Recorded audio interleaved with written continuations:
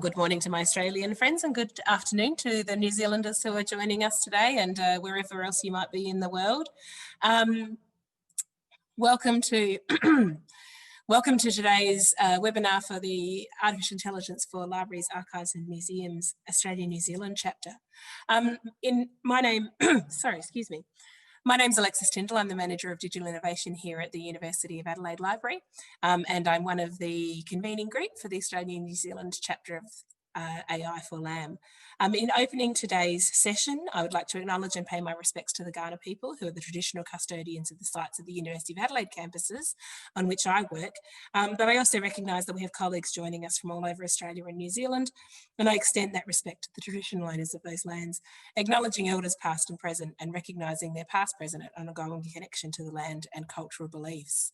I might just ask Adam to say a few words on behalf of New Zealanders. Kia ora, e ngā mana, e ngā reo, e ngā iwi, e rā rangatira mā, nau mai, hara mai, piki mai. Tēnā koutou, tēnā tātou katoa. Kia ora, hui hui mai, tātou katoa. Welcome, and I'll pass back over after that. That's right. We'll hear more from Adam shortly. So I'd like to welcome you all to this webinar, and particularly people who are joining us again. This is I think the third in a series of webinars we've hosted for the Artificial Intelligence for Libraries, Archives and Museums community for Australia and New Zealand.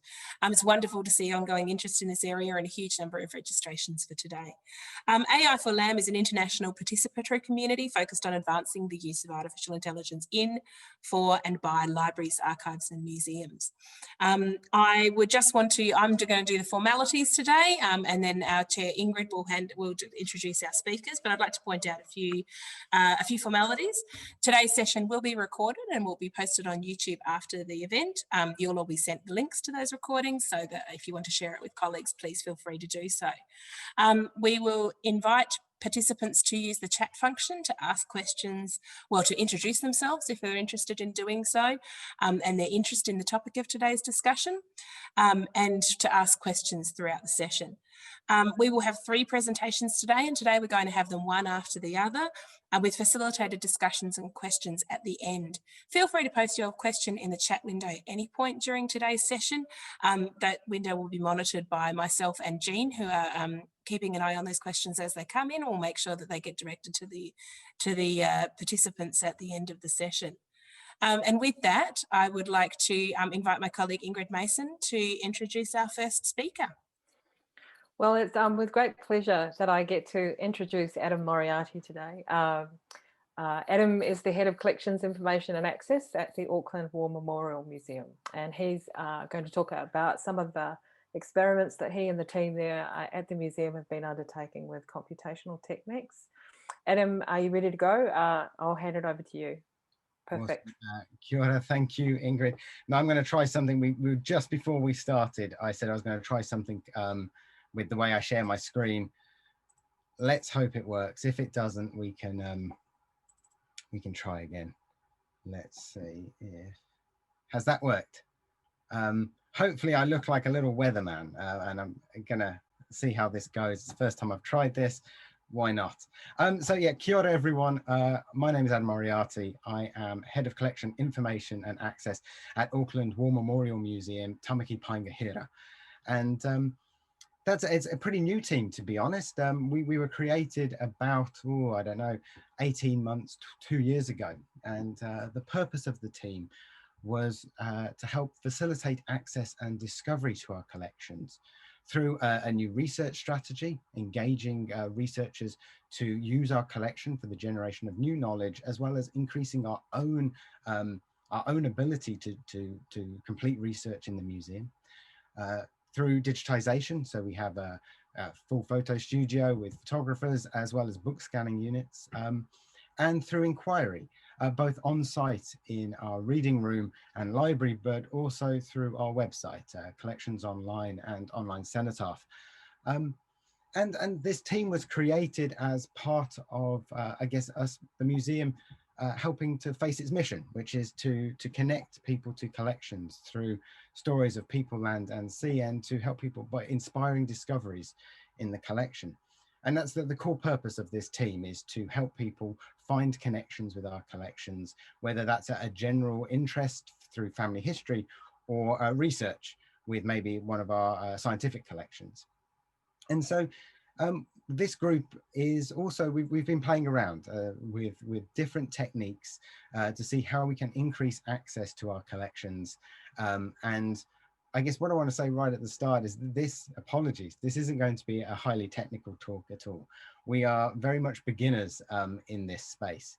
And we, to be honest, we just play around a lot. And that's kind of what the big takeaway from today's talk, that's what I'd like it to be, is that it doesn't have to be overly complex. You can just play around and have a conversation. And that has led us in some really down some really interesting paths.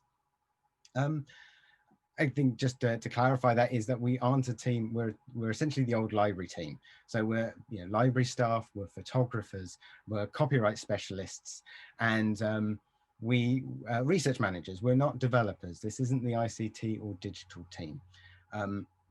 And so that's the space that we're operating in.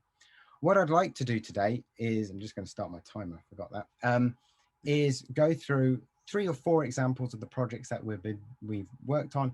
And I just want to really focus in on how we did it, because that's the bit that I think will be of interest to most people. Awesome. So I think I cleared. Easy.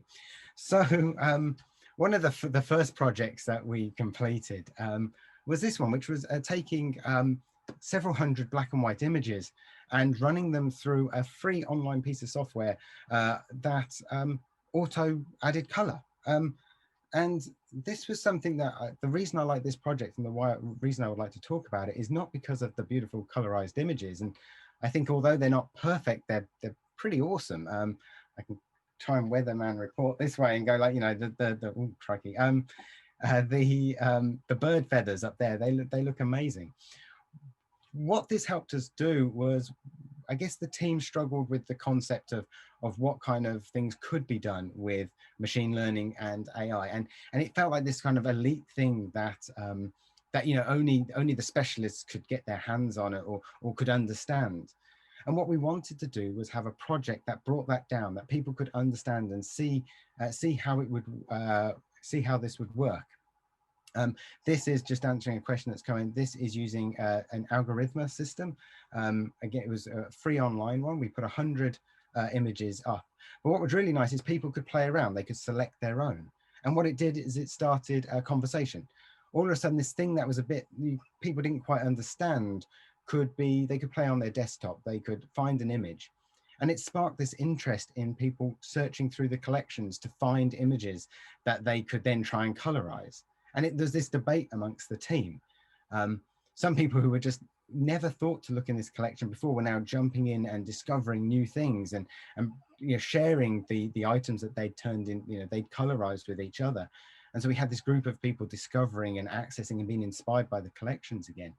But then there was also the group who sort of thought about the ethical implications of what we were doing. We were changing and altering our collection, which is kind of one of those things we're not meant to do. We're risking the integrity of the image here. People may think that actually this is now a more authentic version because it's in color, where actually it's not. It's a less authentic, it's a fake almost of the collection. What I liked about this is that we were having the conversation. All of a sudden, something that again was it was out there, we didn't quite understand it, we were talking about it in the tea room. We were having the conversation around the ethical implications of machine learning in a context that people could wrap their heads around and play with. And so really, I see both sides of those stories, and I appreciate that we have that conversation. I also think they're really cool, and I really like that. Just wanted to share that as kind of a nice example of how, something really simple can start a conversation. I think it was just down in the chat there, we have written about all the projects I'm going to talk about today. They're either on the Auckland Museum Medium account, or there's a Museums in a Web paper, which really digs into the ethical implications, but we can talk about that later. So after playing around with this, and very much playing, we decided, we decided to also have a look at some sentiment analysis. So I guess sentiment analysis is normally used for customer service, trying to find the really negative or the really positive responses to, I don't know, products or email complaints, things like that. And we decided to take a World War I diary that had been fully transcribed. And the plan didn't work, but the plan was to see if we could track emotion through the diary. Would it start off really, with lots of joy and anticipation, and would it end up in anger and fear? And I guess just like life, that doesn't happen. It was an up and down throughout. But again, here is an example of us taking something. This is using IBM Watson. We well within the free tier to just play around and to see how it could work, and to get members of the team just having a go, like finding bits of text and seeing how it would interact. And also, again, that discovery thing, it meant that the team were all of a sudden looking through and trying to find those moments of joy, or those moments of despair and anger and fear. And we were re-looking at a collection. We were re-looking at this collection in a way that we hadn't before. We also then had the conversation around the implications of us uploading this content to a large multinational corporation who would now be using the data for their own text mining. And again, these are conversations that are really hard to have. They're gnarly conversations. And the ability to play around, to put something in front of a team and let them have a go was really valuable, and something that I really encourage. This is, as I say, there's Google, IBM, Microsoft, they all have this sort of ability. It doesn't have to be overly complex. You can use the free tier and see how people interact, and then have that conversation, which is the important bit, right?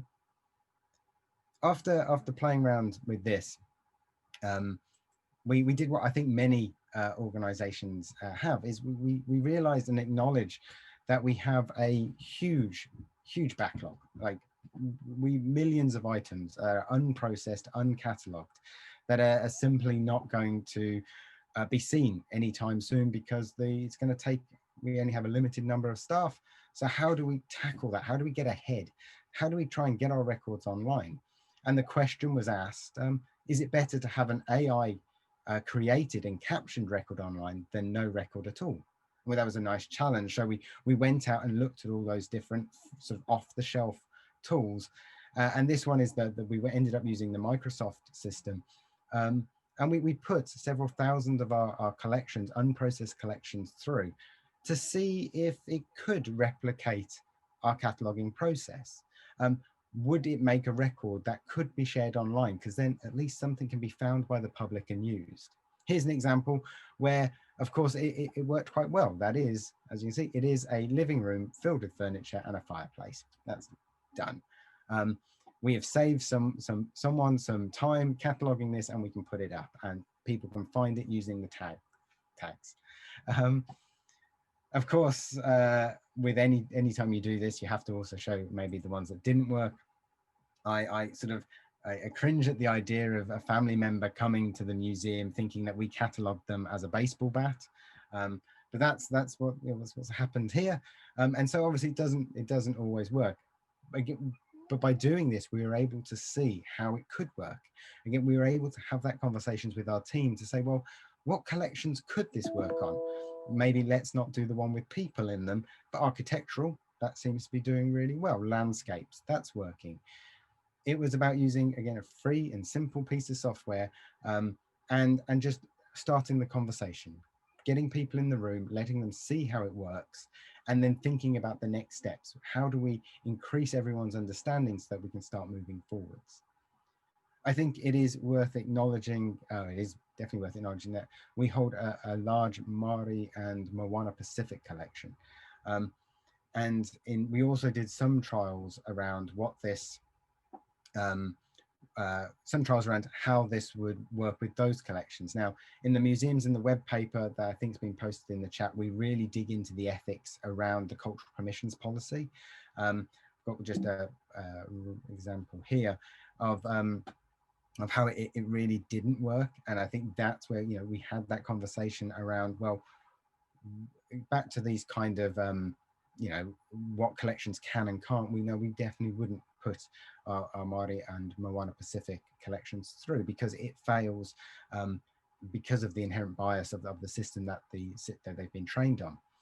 Now, but again, we started that conversation. I don't want to get into the bigger ethical stuff here. It really is worth reading that Museums in the Web paper. Oh, sorry, Ingrid.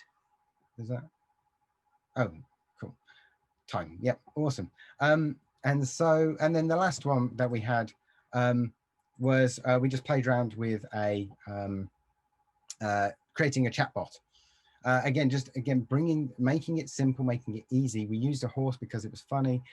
Can we get people to use and play with our collections using a little chatbot? We made this very open so staff could see how it could work, and they could edit and change it. Again, just upskilling people. It took tags from one of our AI tagged collections and mixed that with some natural language processing, keeping it simple though, so that people could start seeing how everything works under the hood, because that gave them a greater understanding. And then that allowed them to go out, and we actually implemented further chatbots in our exhibitions and education team. I don't think we would have got there unless we'd done that playing around first. And I guess just with 1 minute to go, I guess, the way that allowed us to do this, we're not technical people, we're not developers, is that we utilize the gig economy. Now, most of us think of the gig economy as being Uber Eats, things like that, where really it's about finding online freelancers who charge between 5 and 50 US to complete jobs for us. We went with sites Fiverr, Upwork, and Freelancer. So when I say we took 100 records and put them through an auto colorizing thing, what I actually meant is we went to someone on Fiverr and said, and paid 10 US dollars, can you write us a Python script to take our API and our CSV data and put it through their system and give us the results in something that we can use. That was that was a way of us spending very little money and actually being able to play in this way.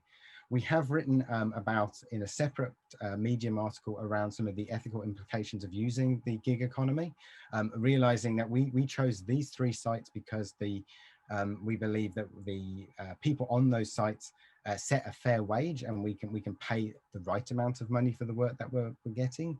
But there are definitely sites that we are not using because we have to follow the ICOM code of ethics here around paying the right amount of money for the work that we're getting. And so I say we've written about that. I won't go into the details here, but it is a fantastic way of us doing those kind of little play projects without getting caught up in the technical details. And so that's kind of, I'm spinning through here, but that's kind of how I wanted just to really just end, is that you can just play around. You don't have to overthink everything. You don't be afraid to play, to experiment with those free tools that are available. Don't be afraid to explore, to try new things, and to share what you've learned, and to have the conversation, because that's what we found, is having those conversations. That's what moving the whole organization forward, gaining a greater understanding, and allowing us to have really gnarly conversations that need to happen. Anyhow, I'll finish there. Kia ora, everyone. Thank you. Kia ora, Adam. Thank you. That was a great kickoff. I love that adventurous spirit, but also connected to that mission and cultural heritage that you spoke of. Thanks so much, Adam. I would like to welcome Julia and Mark to get their presentation ready while I introduce them. So I'm delighted to welcome Julia Hickie, who's the Assistant Director of Platform Transition at Trove, Australia, and Mark Raadgever. He's the Program Manager for Platform Transition, also at Trove. They both work at the National Library of Australia, and they're going to talk to us about their experiments with collaborators and how they've built machine learning techniques into their business as usual processes in support of discovery through Trove Australia. So ready to go, Julia? Yes, we are. Thanks, Ingrid. All right, so we're going to be talking about how we added place to some of our Trove data. So a couple of years ago, Mark and I were both working in the Trove team. And the Trove team's responsible for records that purely aid discovery. We're both metadata nerds, I should say that. So that's our focus for everything. So we were looking at metadata that helps members of the public find what they're looking for. And that's really important to note early on because it's a different brief to our other colleagues in the National Library who take care of a traditional library catalogue, which takes on different roles, including inventory control, where records really need to be a source of truth. But for us, because our aim is discovery, it means we can create and remove metadata strictly with the purpose of aiding discovery right now, today. Any metadata we add doesn't have to be there forever, and that means it doesn't have to be perfect. We can always revisit it. So at the time we were doing this work, Trove had become world famous for the Australian digitised newspapers, which Australians love. And part of why they love it is because it's so tied to place. They can use those state filters that you see in the bottom right-hand corner to narrow down their search results and do their local research. Now, at the time we were doing this work, which was like 2016, 17, 18, we had a few years under our belt of mass serial digitisation beyond the newspapers. So we were calling them journals, though we've now rebranded that with a term that matches the public expectation of the material. So we now call it magazines and newsletters. Now, this was content that was just as useful for Trove's users, but it had a fraction of the usage of newspapers.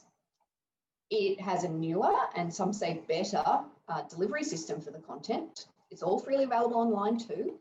It's great, it's historical, it's exclusively Australian and our new region. And it's also discoverable at the article level with full text that you can search across, just like newspapers. And yet people weren't finding it and they weren't using it. So this was a point in time where the library got some money from the Public Service Modernisation Fund, and we were using some of that money to upgrade the back end of Trove.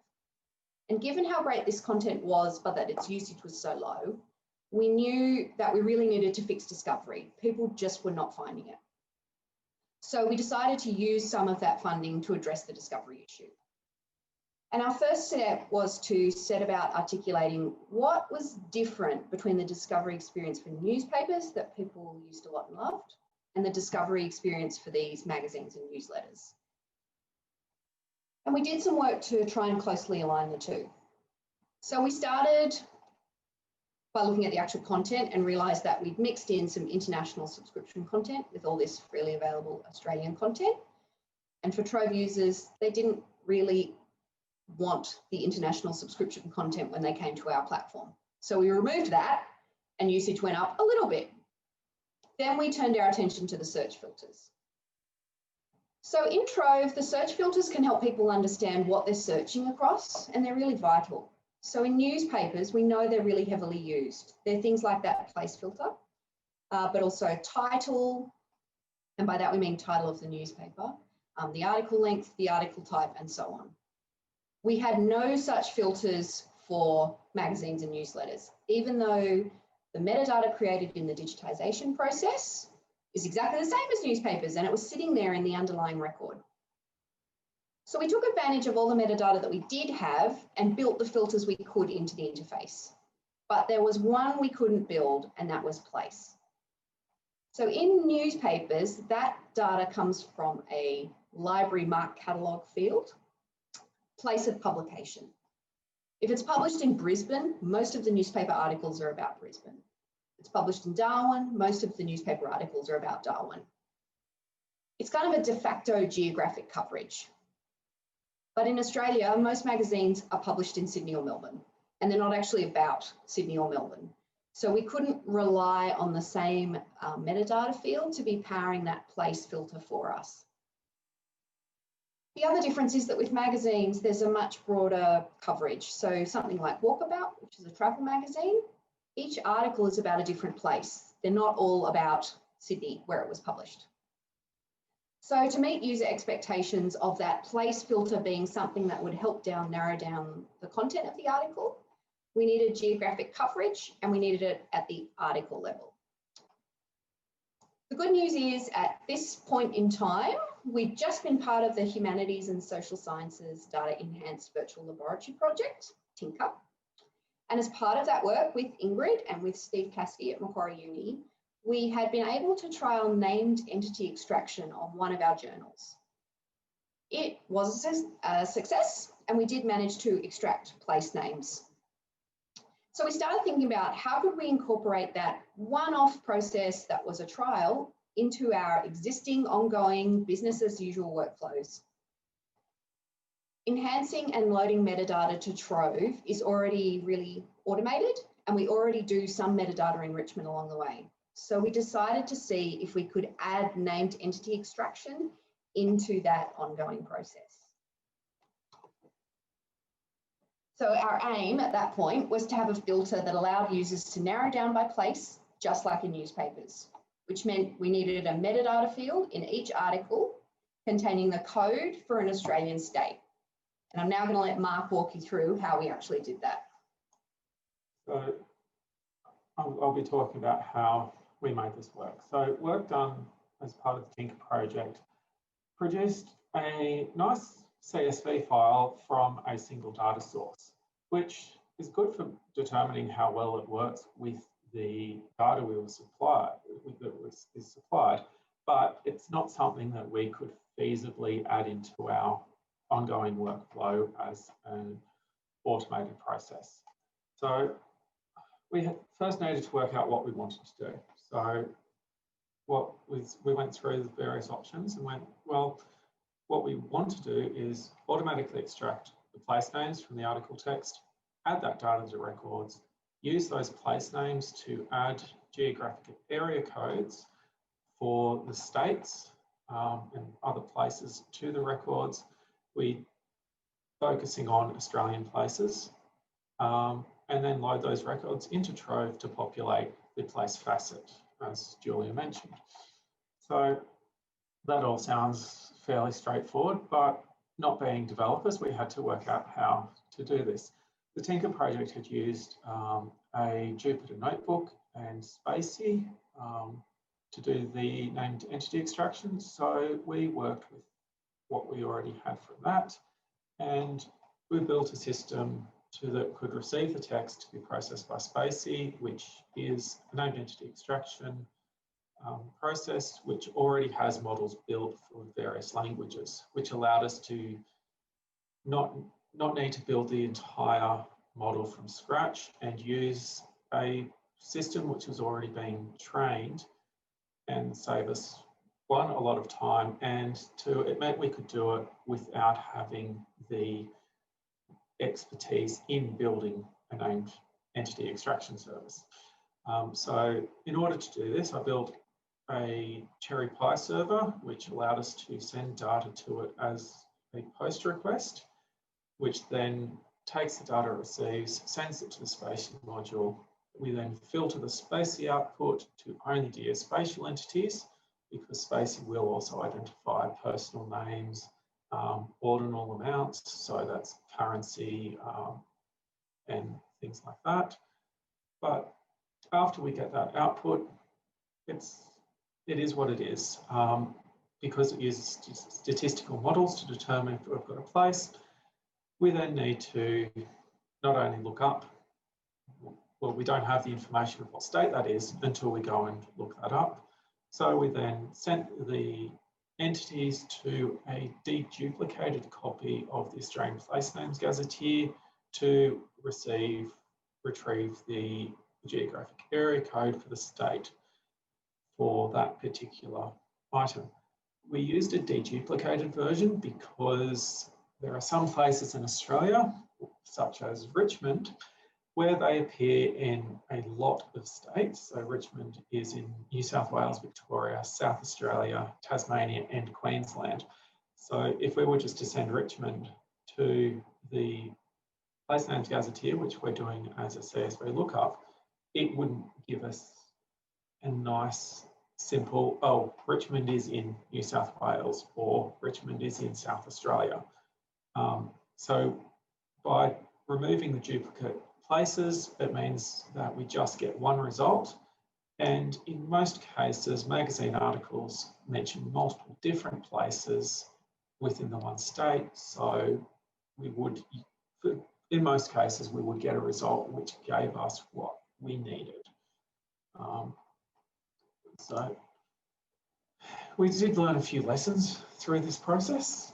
The first one is that named entity recognition is RAM intensive, particularly when we're looking at some of the articles which we're dealing with, which have well over 100,000 characters or over 100,000 bytes of data.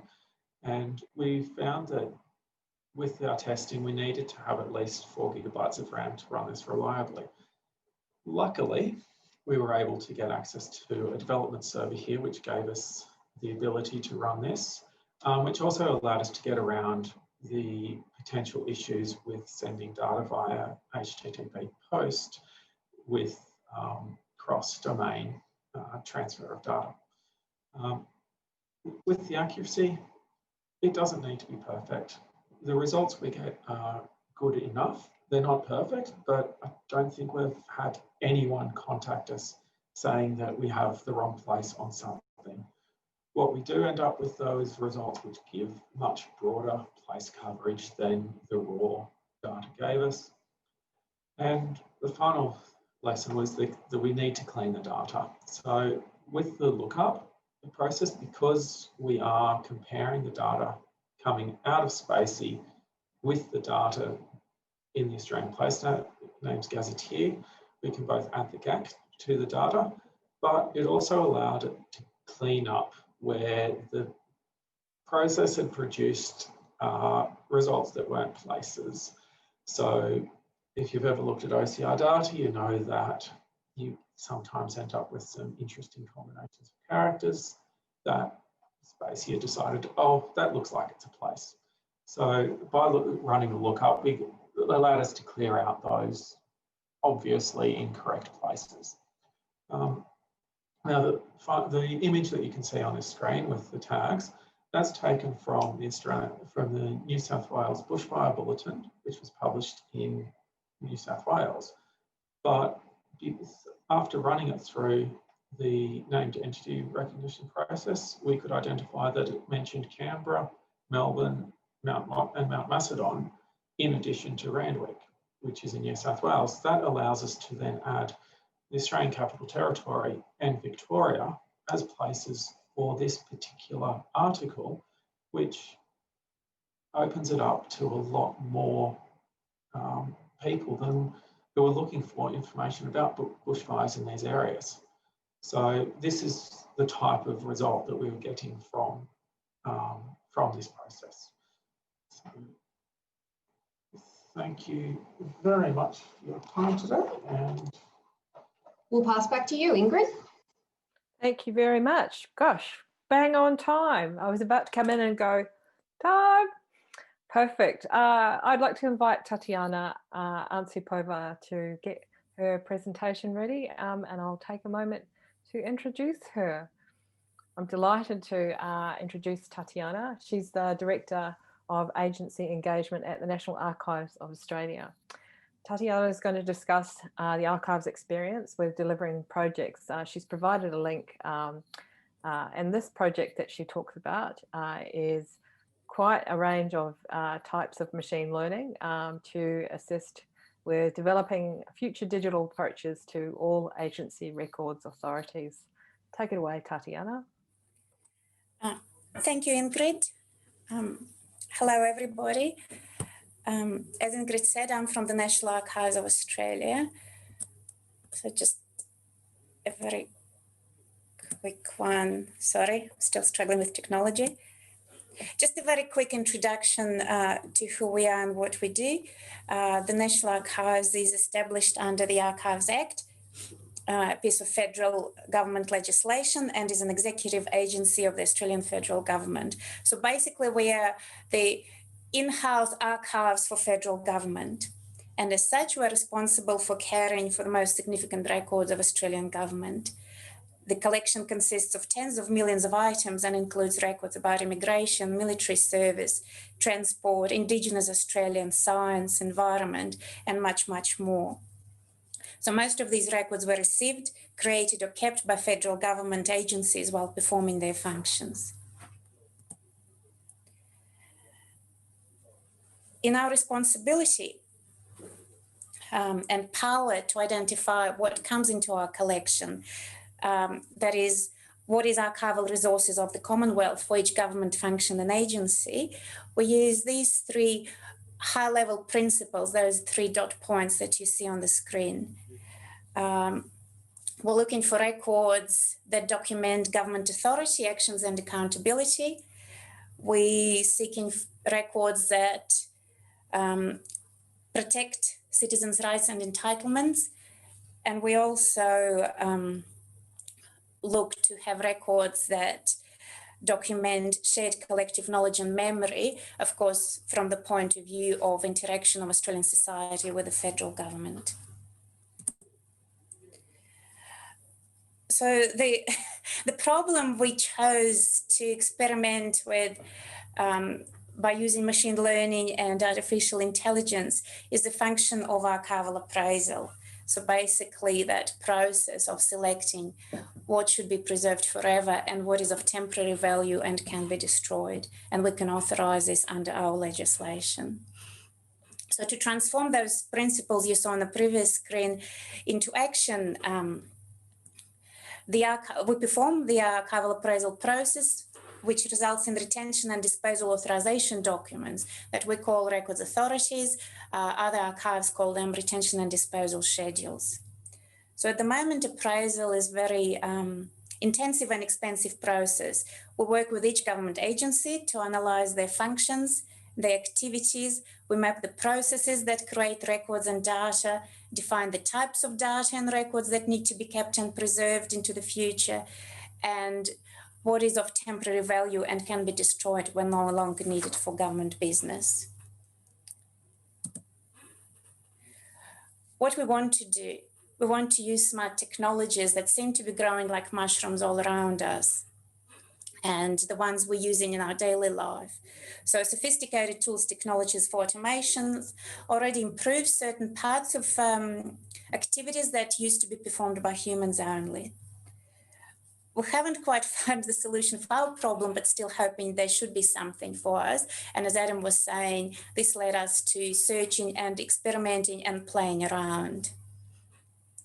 So in about 2013, 2014, we realized that we need to look at different ways of documenting how we do our disposal authorizations. They need to be created and issued in a machine readable and machine executable format, so that the process of the implementation could be automated as much as possible. For some cases completely, for some in part, and some exceptional or complex cases should be escalated to human experts for resolution.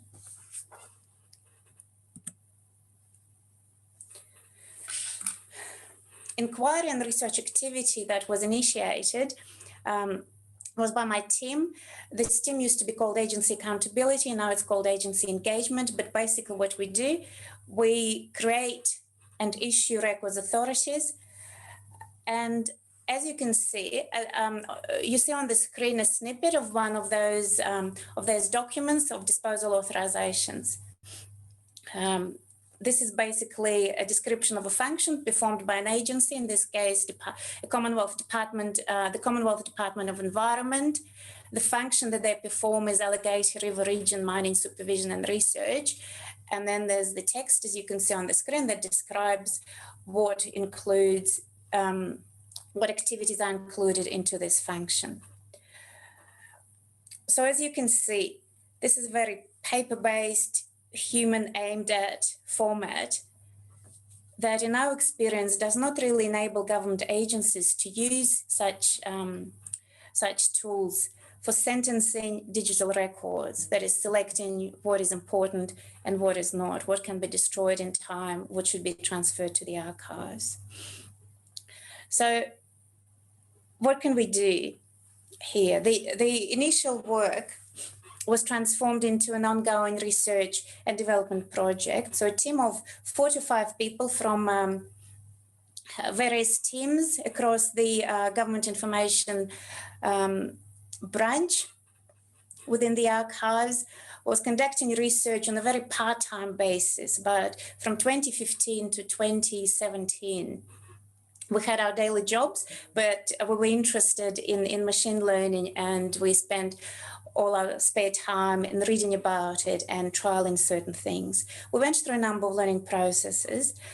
We engaged with very little money. We couldn't splash around, but we did manage to engage several consultants and vendors at different times to run workshops to help us to understand and become familiar with available technology.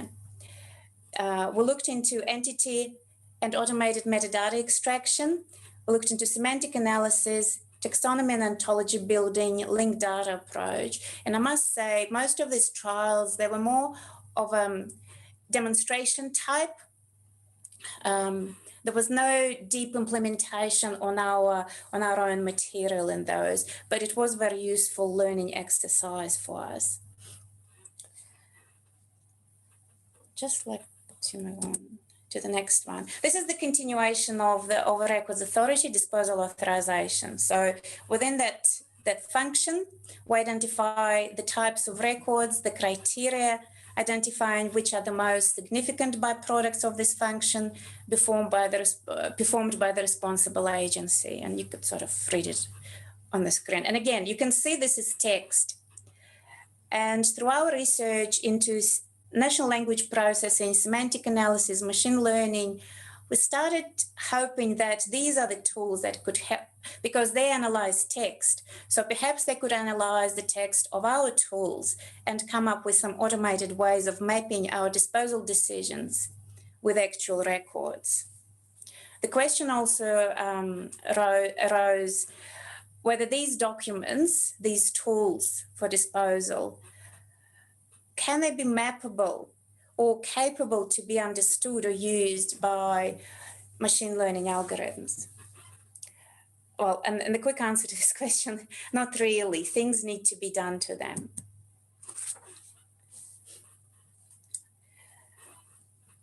So while thinking and experimenting and researching machine learning, while we were doing this on and off from 2013, it is only in 2018 that we were able to conduct a number of concurrent trial projects. And one of them was particularly exciting, was an in-house trial. At first, we trialed text mining software, and then we followed up with some real machine learning classification after that. What we did, we used our own data, our corporate records from record-keeping system. We extracted about 100,000 of these documents. We prepared this data. There's a lot of preparation going into the data for machine learning purposes. It takes a lot of time. We used a free demo license of a proprietary software, WordStat, which used its statistical processes to break the text, the content of our 100,000 documents into tokens, and then used n-grams, so-called n-gram word combinations of text, and then put them into a list of key phrases, the repeatable key phrases in those documents, and then exported them in the order based on the importance of weighting. It was an interesting exercise, and what our guys did, this particular activity was performed by our colleague Andrei Shalnev, who is an IT developer but works on the team in information governance, and also a bit of free labor from an ICT practicum student. They're very good, they're very handy.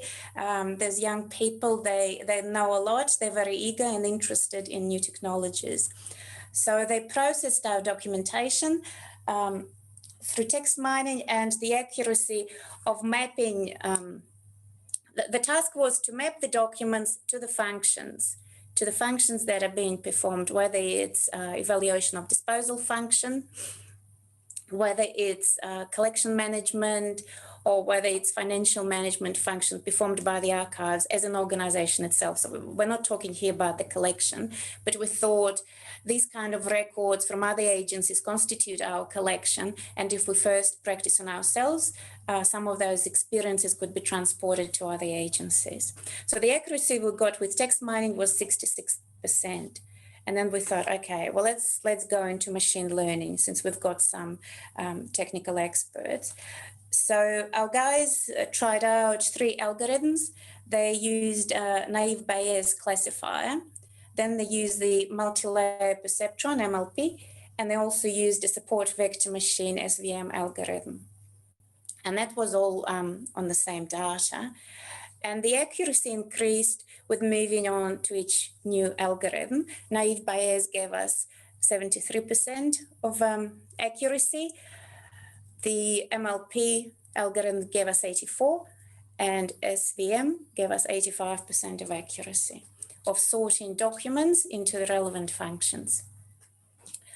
What we learned from there, so we've had some experience with some algorithms. The accuracy increased, but there are different things to consider. For example, MLP gave us 84% accuracy, but it performed the task on our training corpus in about, I think, 10 minutes. While SVM gave us an extra % of accuracy, but it's very computationally involved. So it gave us, so it took 1 hour to give us an extra % of accuracy. So there's some food for thought to think whatever tools or algorithms you can choose. We also had, at the same time our guys were doing this, we had some extra money to spend, and we had 2 concurrent projects trying 2 completely different approaches. We engaged a vendor with an out-of-the-box, very powerful graph database for a simple proof of concept to understand how graph databases work. So we tried that. We also had a completely different approach, again in parallel, and you could see how the team started getting stretched, but yes, that was the money. We had the money at the time and we had to do something. So the academic approach with Australian National University, we had some experts in machine learning, and we just laid down the problem to them and asked how to go about this. And surprisingly, it started with actually sitting down and explaining the problem to their new colleagues. They held a number of workshops with us, so we never touched any computer stuff, any machine learning, but they talked to us a lot. They made us to analyze the problem and came up with a conceptual model for computer-assisted work. They also made some recommendations for what techniques could be useful for us, such as natural language processing, things like text summarization, information extraction, keyword extraction. So again, it was very educational, but they also proposed a project that we could use, we could perform in the future. And while we were doing this, it always helps to look for ongoing opportunities in terms of funding. Someone told us about the Business Research and Innovation Initiative program run by the Department of Industry, Innovation and Science, the Commonwealth Department, and the link is provided to people who are interested. This is the program that allows government agencies, federal government agencies, to subsidize the work done by small to medium Australian companies. So it's basically developing Australian business, but working on the challenges suggested by the government. And there are a couple of processes for selection. First, the government agencies submit their challenges to the Department of Industry and their expert board, whether that could be useful for the program. And then after that, the challenges are selected and the National Archives challenge was selected for this program, then there were companies competing and applying for this program. And again, there are two stages. There was a feasibility study stage we went through last year, and then we had two companies chosen to build the proof of concept. And of course, the main work was to be done this year, and this year is not the most conducive to doing anything as you planned. So many plans were interfered with. However, the project is going on. A lot of time, it took us a lot of time to establish the project. This project is actually managed not by my team, but my old team, the information governance team. There is nothing much to say at the moment about the results, because the results are only being worked on now. As I said, a lot of work went into establishment of the project, establishment of infrastructure by the companies to where they were going to build their prototypes, their proof of concepts. My colleagues at the archives had to prepare the sort of very similar data set that we used for our own experiments last and the year before last. Again, we're experimenting on our own data. So this is basically watch this space. And please get in touch if you're interested to learn more, and I'll put you on to the colleagues who are actually working on this project. However, my team is still involved with the subject matter experts. But that could be a good opportunity for people to look into for possible funding if you're working for Australian government. But if you're working in the government environment, there could be other similar opportunities. So this is basically all I had to say. Tatiana, that is great. We have to invite you back, you and your colleagues back, because it sounds like you're just in that process of going from idea forming to actually putting things into place. So it's very exciting, and thank you very much for your talk. I wonder if I could invite all the speakers back to take a few questions before we finish off today. We've got one that I think I can quickly throw over to Adam Moriarty from Connell-Tui. He wanted to know what tool you were using to do the colorizing. Yes, we were using, I think it's called Algorithma, which is a really simple, it's got an online demo. I think we can put the link into the chat. And it's also got an API, so you can, yeah, there's the demo. There's an API, so you can run large numbers through, and it is just worth having a play around with. It's quite awesome. Yeah, that's good. Thank you so much. I will fire through these, but just a reminder to everyone that you can take your time to think through questions and pursue them on the Slack channel.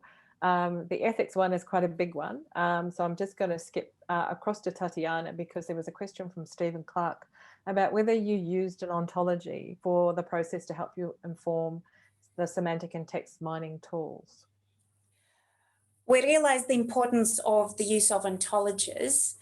I think some of these, our companies that are working on the BRIE challenge, so that's what the project became, are thinking of this approach. But also, even before that, we had some really good colleagues across government who introduced us to linked data approach. And another project that we participated in, there's no time to talk about it here, is the also, again, there was some federal government funding was available for innovation, so we jumped onto that. There's a longitudinal spine of government functions that CSIRO, or rather Data 61, the research part of CSIRO, participated in. So with the Department of Finance, CSIRO and us, we participate in this project, which is all about ontologies. So I'm happy to talk offline about that. But the understanding is that definitely to have good quality machine learning, they're definitely part of the process, but they need to be built. If you don't have them, you have to get them somewhere, and to get them, you have to build them. But it's part of the exciting journey, really. That's a great question, but it is, as you say, it's a building block. But let's save that one for another day, because it sounds like it's a really critical one. So this, the next two questions really relate to the generation of useful semantic information, and it comes to both Adam's talk and also to Julia and Mark's talk. There was a point made earlier, I think, by Emily about how to Emily Pyers about making a lot of white noise in search results, because both of your talks actually reference the fact that you generated more in the way of semantic information. So Adam, how about you go first? Yeah, so I think you're right. In those slides, I did show all the tags that were created. The reality is when we imported those, we only selected maybe the top 3 or 4. And of course, these systems do give you a an accuracy rating that we used. I have to admit that was a slide taken from another talk where I show some of the funnier ones, because that's always good, isn't it, to see where it goes horribly wrong. But it is an issue that we, you know, the point of doing this was to make the record searchable and not to overwhelm the system with, you know, garbage that was going to confuse it. It's definitely that fine line, hey, between useful data and, yeah, stuff that's going to make it harder for the user. Yeah, no, that's good. There's a great quote actually in the article that you've provided a link to, Tatiana, that talks about these technologies assisting us with decision making, problem solving and creating. So you've just kind of touched on that, Adam, very nicely, about this actually not being a wholesale thing. There are critical thinking processes that go into place. So Julia and Mark, do you want to talk about that in relation to the place name information that you got out? We've also got a question about whether you can post details of the lookup to clean the data. Okay, so in terms of cleaning the data, the spaCy output is actually about 95% accurate in terms of identifying legitimate places in the text. So in that respect, we weren't too concerned about there being incorrect places, but because we do need to add, in order to populate Trove's functionality, we do need to add the state to that data. All we're doing is we take the place name, each place name that comes out of spaCy, we send that to, basically it's a Python script which does a CSV lookup, says look up this place in the CSV file and return the state. If there is no match for that, it returns an empty result. So, and then if we've got an empty result, we just don't add that place to the data. So we're using the Australian place name gazetteer as our reference file, if you will. So if we can find that place in there, great, then we add that state to the metadata. If we can't find it in there, we're not adding it to the metadata because that is just noise. Yeah. In terms of search results, we don't display that information on the search results screen. What we do is let people use the filters in the Trove interface, and that metadata is powering that filter. That so there is some discretion in there which you're both touching on.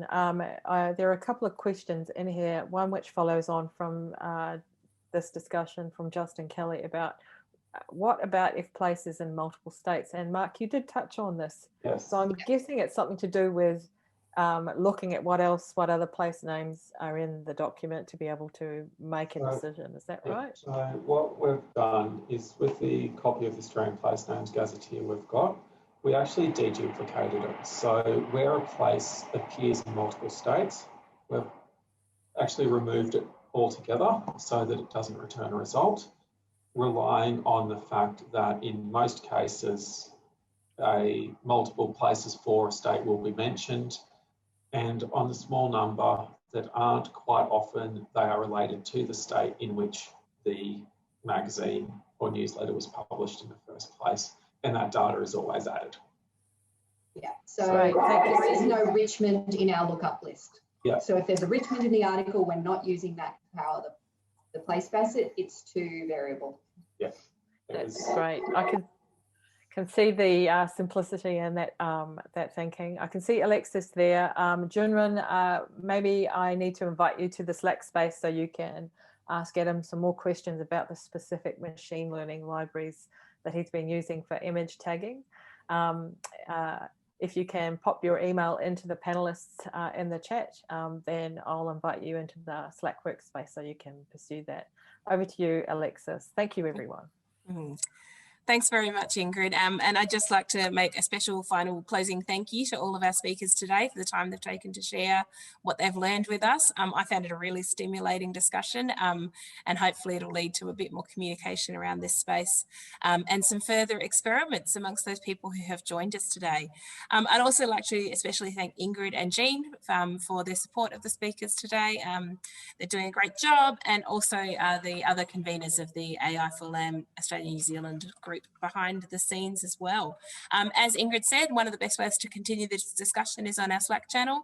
And what we'll do is we will share a link to this video. Once the video gets up on YouTube, should happen within a couple of days. We'll share a link to this video with everyone who's registered for today's event, and also a link to how to join the Slack channel if you'd like to continue these discussions there. As some of you may know, we've been holding a series of these webinars, and we are interested in holding future presentation and conversational events like this. If you've got a project that you'd like to share or an issue you would like to discuss, please feel free to get in touch with us. We're very keen to hear from members of our community who are working in this space and who are interested in talking about it more. And with that, I might say a final thank you to everyone who's participated today, and sign off. So thanks everybody, have a fantastic day. Thanks everyone, great talk to all the speakers, that was really exciting. I can see people burning with questions, which is wonderful. Here's hoping we can